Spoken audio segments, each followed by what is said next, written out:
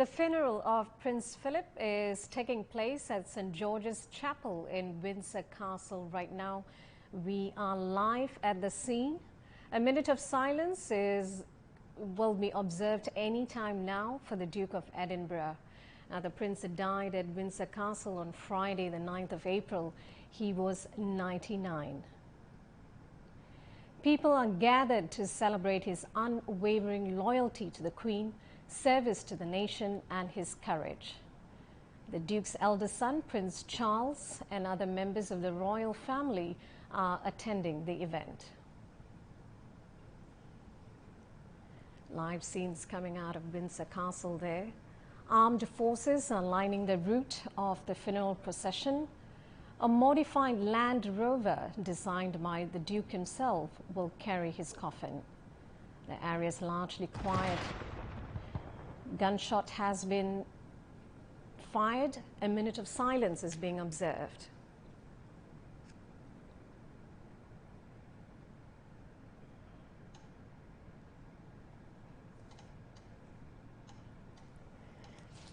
Now let's bring in our correspondent, Paul Barber, who's following the funeral for us. Paul, tell us more about today's service. What are we expecting?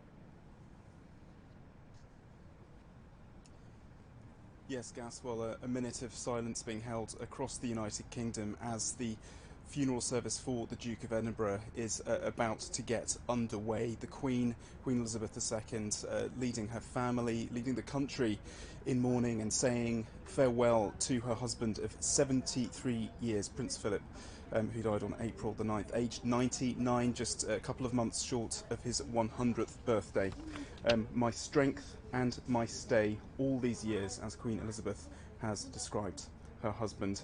The Dean of the Dean of Windsor will be paying tribute to the Duke. The coffin now just going into the west steps of Windsor, Windsor's St. George's Chapel. The Dean saying, "We have been inspired by his unwavering loyalty to our Queen, by his service to the nation and Commonwealth, by his courage, fortitude and faith." The coffin there draped in the Duke's personal flag, his personal standard there, also his naval cap and his sword, and a floral garland of white lilies chosen by Queen Elizabeth. There the procession going into St. George's Chapel at Windsor Castle as the funeral service is about to get underway. Of course, a very different look to this royal funeral. Of course, just 30 guests allowed inside the chapel to comply with Britain's COVID restrictions. Just 30 members of the Duke's family, of course, including the Queen and his son, the Prince of Wales, Prince Charles, Prince Andrew, the Duke of York, Princess Anne, the Princess Royal, and Prince Edward, the Earl of Wessex. Prince William and his brother Prince Harry also in that procession behind the coffin. Not standing together though this time, they had their cousin Peter Philip standing between them. This service is going to be very different to what many of us will be used to seeing from big funerals.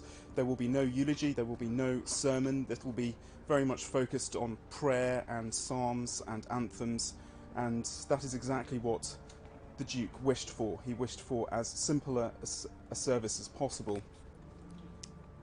It will have a strong naval theme to it, with the hymn Eternal Father, Strong to Save, closely associated with the Navy, one of those being sung by a very small choir, just 4 members of that choir, the members of the congregation not permitted to sing, and of course all wearing masks throughout this service, including the Queen.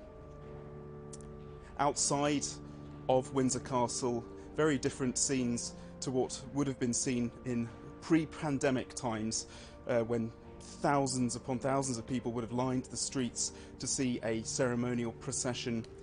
This time, the royal family urging people to stay away from Windsor, to stay away from the castle and watch proceedings on television from home. Even the Prime Minister, Boris Johnson, forwent his invitation to the funeral so that another member of the royal family could attend. So just 30 members of the royal family, including 3 German members of Prince Philip's family, are in attendance.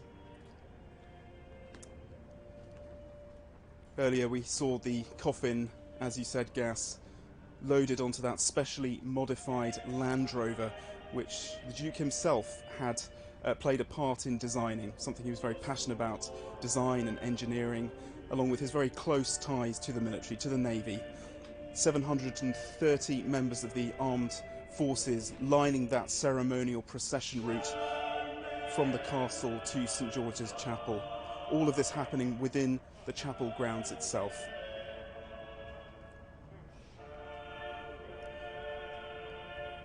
After the service itself, the commitment will happen. The Archbishop of Canterbury, Justin Welby, will lead that, and the coffin of the Duke of Edinburgh will be laid to rest in the royal vault beneath St George's Chapel. That will not be his final resting place, however.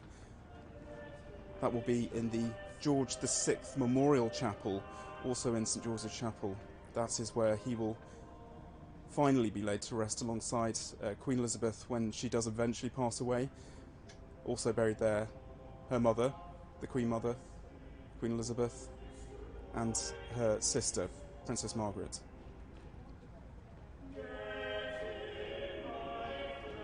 So the service about to get underway there in St George's Chapel.